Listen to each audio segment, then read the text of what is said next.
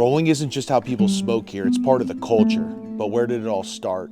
Turns out Spain has been making rolling papers for hundreds of years. So we made a stop in this small Spanish town, home of the Museum of Paper, to really understand the deeply rooted history of rolling papers throughout Spain. And who better to walk us through than Josh from Raw, a man who's dedicated his life to rolling papers.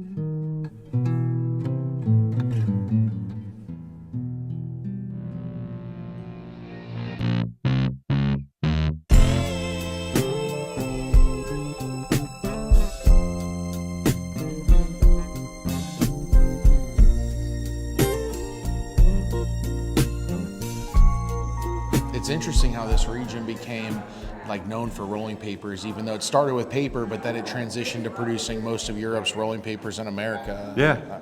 Isn't that crazy? It is wild. When the Moors brought paper to this region, this became the paper-making capital of Europe. Alcoy's paper roots go way back to the 8th century when it became the first city to manufacture mold-made paper. And now, Josh is about to break down how the ancient process laid the foundation for everything we smoke today.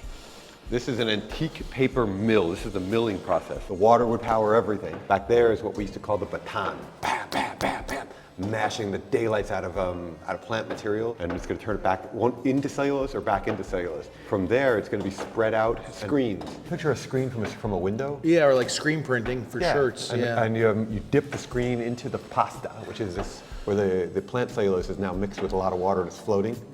And you dip in the screen, pull out your screen, then use a press to kind of back and forth, Even like this.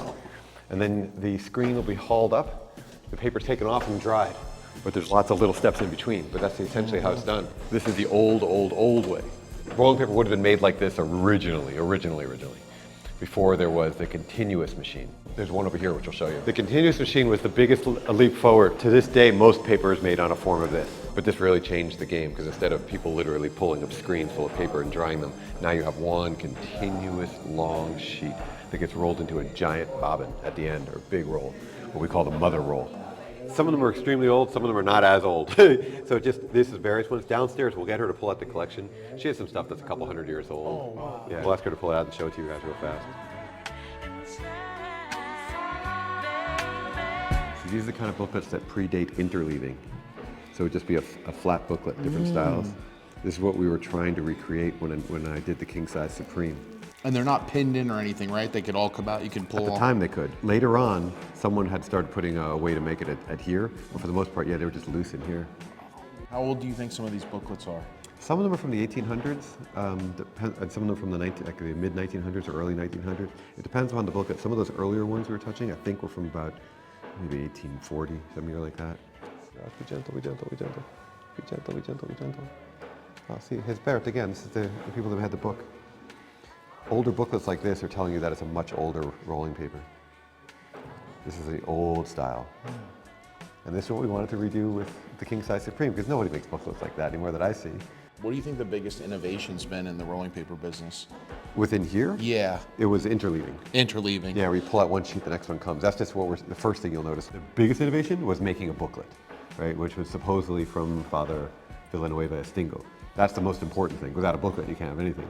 After the booklet comes interleaving, where you pull out one sheet, the next one comes, just to make it easier for you. Josh, what would you say is one thing they got right even back then with the beginning of the papers? Was there something they just hit a home run with? From the beginning? Yeah.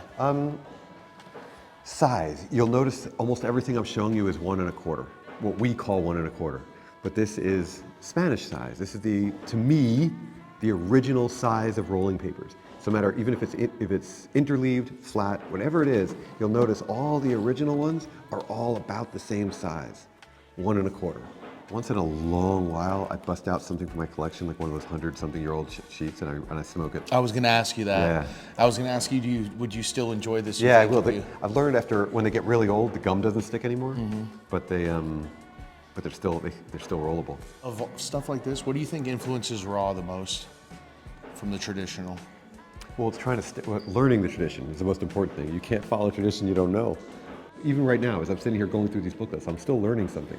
I'm still picking something up. I'm even looking at the way that they had it folded in some of these booklets, thinking if I could do something with that like this on the Supreme. You're constantly learning. Constantly. That's the whole point. That's the point. That's the point of this. Yeah.